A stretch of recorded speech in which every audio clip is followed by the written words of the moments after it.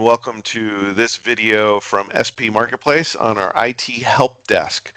We're going to be looking today at our Power BI dashboard. This is a product that is a Microsoft product that we have in our IT Help Desk as part of what you would get if you purchase it. We're going to click on dashboard and you will see there's areas that will provide various bits of information looking into lists and libraries of the product. Our IT Power BI dashboard can display everything from tickets by type, by ownership per month, by top requesters, by categories for easy sort and filtering to get information that is vital to making educated decisions. There's also slice and dice on date range, ticket details, and so forth. As with any Power BI dashboard, when you do click on a specific area, it will dynamically change the rest of the page. There are 2 pages on our dashboard, so you can see this will provide information. If you click on Show Me All Requesters, just show me the ones Daryl Trimble has done, and you can see those. And then if you wanted to, you can highlight them. The second page will give you a list of all open tickets, as well as tickets by quarter, by staff who's been working them, and by category again, and percentage.